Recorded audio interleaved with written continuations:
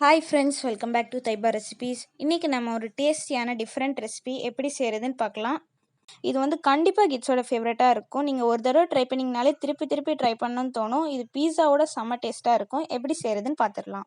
First ஒரு பேனில் எண்ணெய் விட்டுட்டு அதில் கார்லிக் சாப் பண்ணி வச்சதை சேர்த்துட்டு வெங்காயம் ஒன்று சாப் பண்ணி வச்சது கட் பண்ணி சேர்த்துடலாம். இதை குக் பண்ணுறதுக்கு கார்லிக் 1 டேபிள் ஸ்பூன், அப்புறம் 2 மீடியம் சைஸ் ஆனியன் எடுத்திருக்கேன். 300 கிராம்ஸ் சிக்கனை பேஸ்ட் பண்ணி எடுத்து வச்சுட்டேன். இந்த மின்ஸ்டு சிக்கனை லைட்டாக வதங்கின வெங்காயத்து கூட சேர்த்து மிக்ஸ் பண்ணிடலாம். ஆனியன் நல்லா குக் பண்ண தேவையில்ல, ஜஸ்ட் அந்த ரா ஸ்மெல் போனால் போதும். சிக்கன் குக் ஆகிற டைமில் 3 தக்காளியை ஸ்லைஸ் பண்ணி டொமேட்டோ பியூரே செய்கிறதுக்கு மிக்சியில் போட்டு பேஸ்ட் பண்ணி எடுத்துடலாம். சிக்கனில் இருக்க தண்ணியெல்லாம் ட்ரை ஆகி ஒயிட் கலரில் சேஞ்ச் ஆனதுக்கப்புறம் பேஸ்ட் பண்ணி வச்சுருந்த டொமேட்டோ பியூரேவை சேர்த்துருங்க.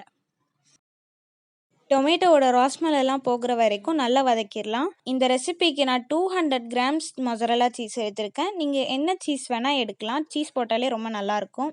5 மீடியம் சைஸ் பொட்டேட்டோ நல்லா பாயில் பண்ணி எடுத்து வச்சுக்கோங்க. சின்னதாக இருக்கிறனால நான் 7 எடுத்திருக்கேன். Chilli powder 1 teaspoon, pepper 1/2 teaspoon, jeera powder 1 teaspoon, paprika powder 1 teaspoon, அப்புறம் ஒரிகானோ 1 டீஸ்பூன் போடுவாங்க. என்கிட்ட ஒரிகானோ இல்லாததால் நான் பீஸா சீசனிங் போட்டு எல்லா மசாலாவும் சேர்த்து நல்லா மிக்ஸ் பண்ணிட்டேன். தேவையான அளவு உப்பு சேர்த்து ட்ரையாக வதக்கி எடுத்துடலாம்.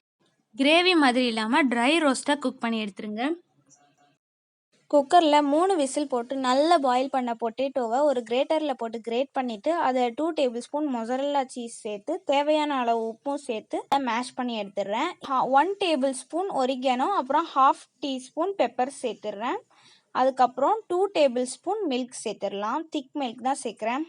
பவுல் ஃபுல்லாக பொட்டேட்டோவை நல்லா கவர் பண்ணதுக்கப்புறம் ப்ரிப்பேர் பண்ணி வச்சுருந்த சிக்கன் ஸ்டஃபிங்ஸை பொட்டேட்டோ பேஸ் மேலே போட போகிறோம். இது வந்து 1 to 1.5 டேபிள் ஸ்பூன் போடலாம். உங்களுக்கு அந்த மசாலா நீங்கள் பவுச் மாதிரி ரெடி பண்ணி எடுக்கும்போது வெளியில் வராத அளவுக்கு அந்தக்குள்ளே சிக்கன் ஸ்டஃபிங் சேர்க்கலாம். சாஃப்டாக பால் மாதிரி ரெடி பண்ணி எடுத்துக்கோங்க. இதே ஷேப்பில் எல்லா பொட்டேட்டோஸ்குள்ளேயும் ஸ்டஃப் பண்ணி பால் மாதிரி ரெடி பண்ணி எடுத்துக்கோங்க. இதுதான் இந்த ரெசிபியோட பேசிஸ். அடுத்து என்ன பண்ண போகிறோன்னா, ஒரு பேன் ஹீட் பண்ணி அதில் 1 டேபிள் ஸ்பூன் பட்டர் விட்டு 1.5 டேபிள் ஸ்பூன் மைதா சேர்த்து ஸ்லோ ஃப்ளேமில் வச்சு நல்லா மிக்ஸ் பண்ணிடுங்க. மைதாவும் சேர்ந்து சாண்ட் கன்சிஸ்டன்சி வந்ததுக்கப்புறம் 1.5 கப் மில்க் சேர்த்து லம்ஸ் இல்லாமல் மிக்ஸ் பண்ணிடுங்க. ஸ்லோ ஃப்ளேம்லேயே தான் வச்சு மிக்ஸ் பண்ணணும். ஓரளவுக்கு அது குக் ஆனதுக்கப்புறம் அதில் கொஞ்சமாக jeera powder, 1/2 teaspoon pepper powder, அதுக்கப்புறம் 1/2 டீஸ்பூன் ஒரிகானோ சேர்த்து நல்லா மிக்ஸ் பண்ணிடலாம். தேவையான அளவு உப்பு சேர்த்துருங்க. இதில் சேர்த்த பால் வந்து குக்காகி வரும்போது திக்காகி சாஸ் மாதிரி கன்சிஸ்டன்சி கொடுக்கும். இந்த மாதிரி ஒயிட் சாஸ் ரெடி பண்ணி வச்சிடலாம். அப்படி ரொம்ப திக்காயிருச்சுன்னா கொஞ்சமாக வார்ம் வாட்டர் சேர்த்து ரீஹீட் பண்ணி எடுத்துக்கோங்க. ஒயிட் சாஸ் குக் ஆகிட்டு இருக்க டைம்லே இன்னொரு நான்ஸ்டிக் ஸ்கில்லெட்டில் ஹீட் பண்ணிவிட்டு பட்டர் போட்டு பொட்டேட்டோ பால்ஸை குக் பண்ண ஸ்டார்ட் பண்ணலாம். 1 சைட் லைட்டாக குக் ஆனதுக்கப்புறம் இன்னொரு சைட் ஃப்ளிப் பண்ணி போட்டுடலாம். இதை குக் பண்ணுறதுக்கு நீங்கள் நான்ஸ்டிக் பேன் எடுக்கலாம், இல்லைன்னா ப்ரீஹீட் பண்ண அவனில் 180 டிகிரி 10 to 15 மினிட்ஸ் வச்சு எடுத்திங்கன்னா டேஸ்டியான சீஸி சிக்கன் பவுட்ஸ் ரெடி ஆயிரும். இப்போ இந்த சாஸை வந்து பொட்டேட்டோ பேஸ் மேலே ஊற்றிடலாம். இது வந்து எல்லா சைடுமே படுற மாதிரி நல்லா ஸ்ப்ரெட் பண்ணி விட்டுருங்க. ஒயிட் சாஸ் செய்கிறது கொஞ்சம் குயிக்காக தான் செய்யணும். அதனால் நீங்கள் ஃப்ளேம் ஆன் பண்ணுறதுக்கு முன்னாடியே எல்லாமே ரெடி பண்ணி எடுத்து வச்சிட்டிங்கன்னா உங்களால் சீக்கிரமாக செஞ்சிட முடியும். ஒயிட் சாஸ் ரெடி பண்ணும்போது கை எடுக்காமல் மிக்ஸ் பண்ணிங்கன்னா லம்ஸ் இல்லாமல் ரெடி ஆயிரும். இப்போ எடுத்து வச்சுருந்த mozzarella சீஸை எல்லா சைடுமே ஸ்ப்ரெட் ஆகிற மாதிரி நல்லா தூவி விட்டுருங்க. mozzarella சீஸ் இல்லாத ஸ்லைஸ் சீஸ் இருந்தால் கூட சேர்க்கலாம்.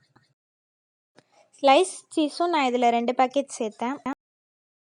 mozzarella சீஸ் சேர்க்கும்போது நீங்கள் சர்வ் பண்ணும்போது அந்த சீஸி பார்க்கவே ரொம்ப நல்லாயிருக்கும், டேஸ்ட்டும் செம்மையாக இருக்கும். இதில் ஸ்லைஸ் சீஸ் சேர்த்திங்கன்னா இன்னும் ரொம்ப நல்லாயிருக்கும். இதை ஹாட்டாகவே சர்வ் பண்ணிவிடுங்க. இதோட டேஸ்ட் அல்டிமேட்டாக வேறு மாதிரி இருக்கும். நீங்கள் ஒரே ஒரு தடவை ட்ரை பண்ணி பார்த்தீங்கனாலே திருப்பி ட்ரை பண்ணணும்னு தோணும். அந்த அளவுக்கு டேஸ்ட்டாக இருக்கும். டேஸ்டியான cheesy potato stuffed chicken balls ready ஆயிரும். உங்களுக்கு இந்த வீடியோ யூஸ்ஃபுல்லாக இருந்திருக்கும்னு நினைக்கிறேன். உங்களுக்கு இந்த வீடியோ பிடிச்சிருந்தா லைக் பண்ணுங்கள், உங்கள் ஃப்ரெண்ட்ஸ் அண்ட் ஃபேமிலிஸ்க்கு ஷேர் பண்ணுங்கள். இன்னும் நீங்கள் இந்த சேனல் சப்ஸ்கிரைப் பண்ணாத இருந்தீங்கன்னா கண்டிப்பாக சப்ஸ்கிரைப் பண்ணிடுங்க. இந்த வீடியோ பார்த்ததுக்கு ரொம்ப நன்றி.